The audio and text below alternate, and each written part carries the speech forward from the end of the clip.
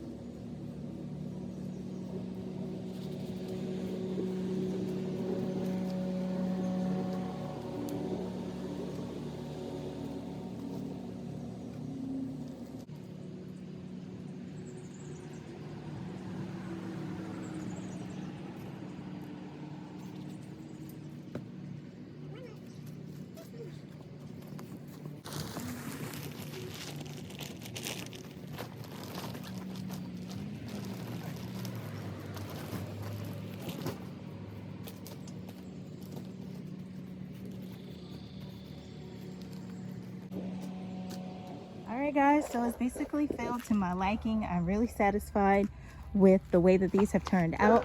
I am so ready to plant inside of these. And if you haven't noticed, these two little raised beds per se, these are actually reused or upscaled dressers or drawers from a filing cabinet, as you can see there.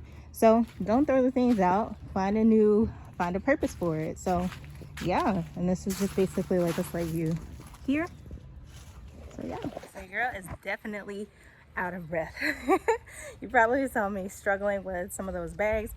If you know how much those bags weigh, drop it down in the comment section, because working in the garden is like, who needs a gym membership during garden season? Like literally you are out lifting things, pulling weeds, bending, all of the things. You get Pilates, yoga, all of that, strength training. I'm here for it. So yeah, now that I was able to go ahead and get that soil out, I guess it's safe to say that I can go ahead and try to plant just a few things.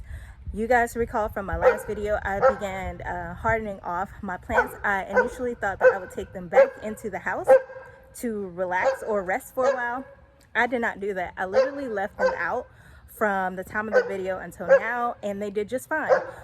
We are basically a week past our last frost date, and I've looked at the forecast for the next, I think, 15 days maybe, and I see no signs of frost or freezing temperatures. So I feel a little bit more comfortable with leaving my plants out and at some point planting them, hopefully today. We'll see. I'm gonna go ahead and see what I can do, and then I'll be back to you guys in just a moment. All right guys, so it looks like I will have just a few minutes to put a few things in the ground. So what I'm going to choose to focus on today would be just the tomatoes, because if I don't focus on just one small thing, I'm just going to lose track of everything. So that's what we're going to do. We're going to focus on our tomatoes. I'm going to put them in those small little raised beds that I told you were repurposed from an old filing cabinet. So that's what we're going to do. Let's get started. All right guys, so I'm working with one hand. I have a tomato and vegetable garden fertilizer. So I've already prepped my hole. So I'm just gonna take a little bit of this fertilizer and just drop it in here to give my plants a little bit of food. I have been feeding them fish fertilizer, and which I haven't had literally any issues with it.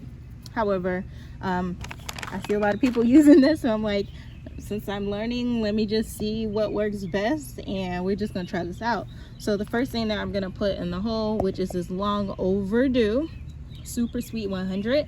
It's more of a grape tomato, and people say they're really sweet and really good, so we're gonna see. So let me go ahead and put this in the hole, and I'm gonna try, and I prepped another hole over there for my yellow pears. So let me get these in, and then I'll be right back. This is my root ball. It looks pretty good. It wasn't root bound at all, but still definitely time to come out of that half-gallon pot that I got from Amazon. All right, y'all, so we were able to accomplish a lot. So I put a little bit more than the tomatoes out, but as a gardener, once you get started, it's kind of hard to stop. So I had to force myself to come to a close because I have other things I need to do. So right now, all I have left is, I guess, a couple of pans of peppers, the borage, dill, that sort of thing. Cucumbers, I purchased a trellis for that, so I'll wait until tomorrow to record myself putting those together and then planting them out. But now it's time to go ahead and water my garden because everything was quite dry. So we're gonna go ahead and do that. And so as you can see here, I'm watering from the bottom in this tray here. It just makes it easier so that you don't have to water every cup individually. So I'm putting quite a bit of water in there. I'm gonna do the same thing to this one, although there isn't much in here. I probably should be moving these items to this pan. That'll make more sense, but I don't feel like it, so this is what we're gonna do today. Everything was kind of dry because it's been a couple of days since I've been out here to water. This is a pineapple plant that I've had since last year. They're resilient, so it looks dead, but I'm pretty sure it'll come back. Oops. Let's see. That's my lemon balm. I absolutely love lemon balm. If you don't have it in your garden, get it. I'm going to show y'all something else that my husband managed to find. We've had 2 in 1 week. So if you're squeamish about certain things like reptiles, then don't look. But I'm going to show you what was in our garden. Look at these gorgeous lilies. They are so happy over here.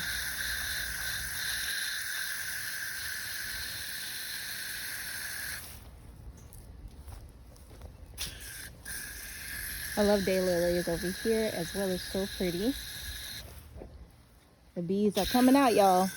That means I'm not going to be out here too long. Leaving my glads over here and just trying to... See? It never fails. Get... See, I can't see. The sun got me. Okay, we're gonna go.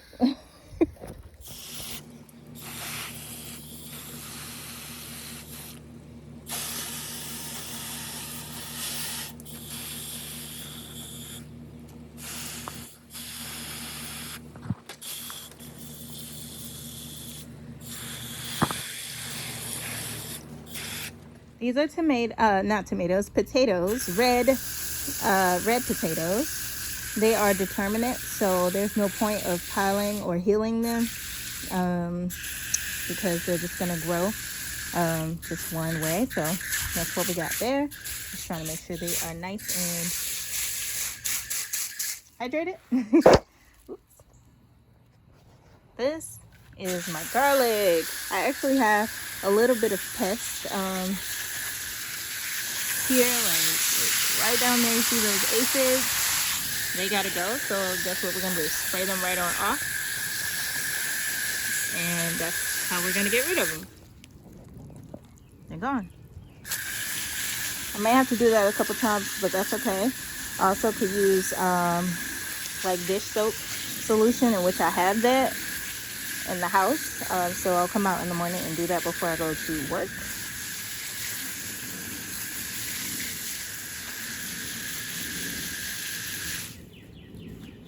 These are tomatoes we just put in here. So we just want to make sure they are watered in.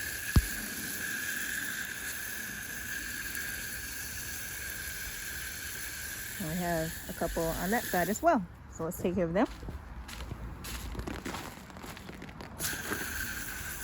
I put basil in as well. So we have tomato and basil. Basil is going to help deter some of the pests, that pressure that we may have. Just watering in. Then we have, and last but not least, we have some chives down here,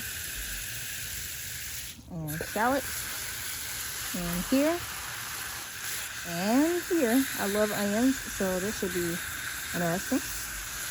But they are growing beautifully, and they're right beside the garlic over there. And this is a volunteer marigold right there. How beautiful. Nice and sturdy.